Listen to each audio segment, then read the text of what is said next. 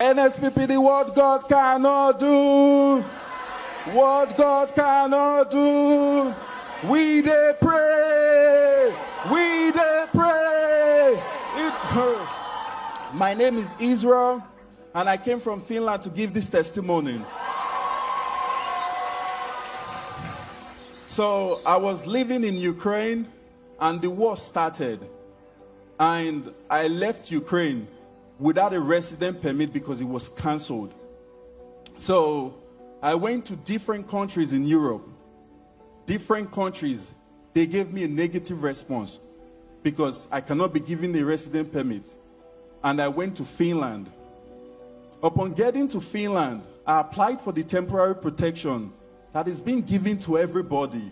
But they gave me a negative response first. After the first negative response, I reappealed the case, and they gave me 6 more months to stay while my case is being reappealed. During that 6 months, I got a miraculous job.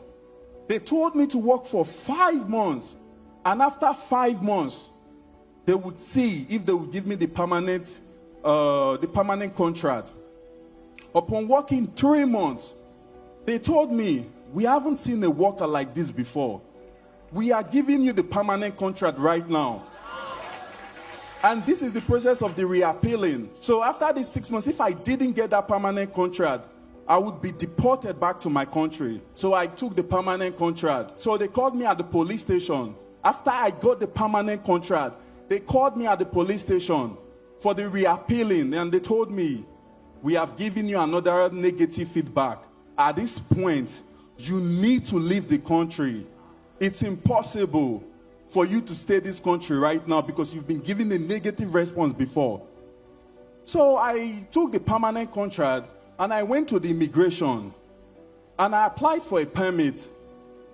Getting to the immigration, they asked me, "You don't have a passport.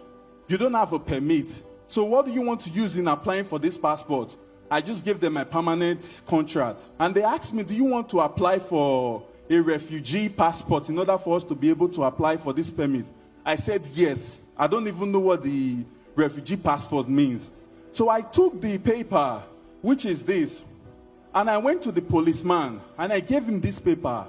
He told me, "Why did you waste your money? This is automatically no, you should leave the country right now. Because number one, they cannot approve that permit. It's illegal. They've never done it for anyone before. I've seen hundreds of people, even in a better situation than you, they didn't approve it." So I was like, okay, but my hope is this high that they would approve it. He turned and looked at me, said, "No. Number one, you don't have a passport. Number two, you applied for a refugee passport. And that passport, they can never approve it. Because your own case right now is deportation. And in order for them to even approve that permit, you need a visa. So you just need to leave this country right now, or else you would get an entry ban." So I left the police station. They told me, "Okay, come every Thursday." I lost faith. I was like, I pray every morning, but this situation is bigger than me. There's nothing I can do. I need to be leaving this country right now. My friend who introduced me to the altar, Elvis, is here with me. May God bless you, my brother. I called him and I told him, "Bro, this situation is bigger than me. I'm leaving this country because they will give me an entry ban if I don't leave." He told me, "Israel, what you just talk right now? Say reverse am. We dey fasting today. You dey tell me say you won't come up for the country." I thought about it. I was like, is this me?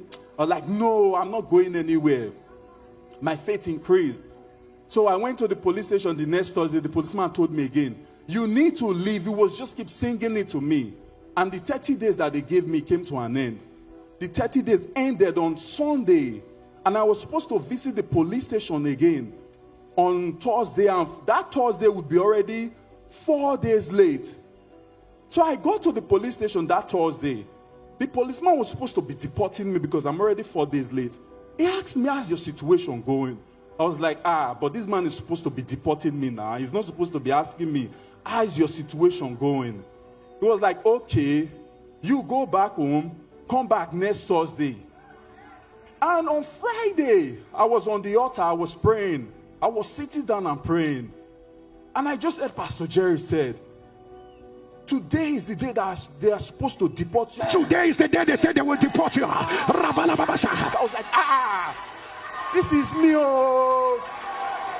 This is me, oh. He said, if you will not doubt this prayer, in a miraculous turnaround, they will give you more time to stay. From more time to resident permit. If you will not doubt this prayer, there will be a miraculous turnaround. Instead of deportation, they will give you leave to remain. From deportation to residency, from deportation to residency. Receive it right now. I shouted, how will you shout? I shouted. I said, this situation is done.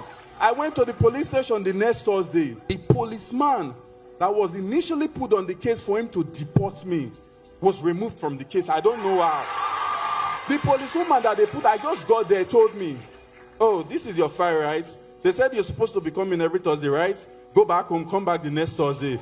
I was like, I shouted when I got out of the police station. 1 month and a half for them to approve it. They told me, stop coming to the police station. I was so happy and I stopped coming to the police station. It was already the end of the year. I was getting so scared. I was like, but what is going on now? It's already 29th of this year. They haven't approved it. The prayer was about to end. Papa said, this year will not end till you receive your evidence. As your two hands are lifted, whatever the Lord has ordained in 2024, that the enemy said you will not have in the remaining hours of this year. In the remaining hours of this year, the sound of your inner, let it enter your hands. Let it enter your hands. 1 hour after, I received an email that a decision has been made. 4 days later, I received my evidence. This is my evidence, so I came here in person to give my testimony. NSPPD, what God cannot do, what God cannot do, we dey pray.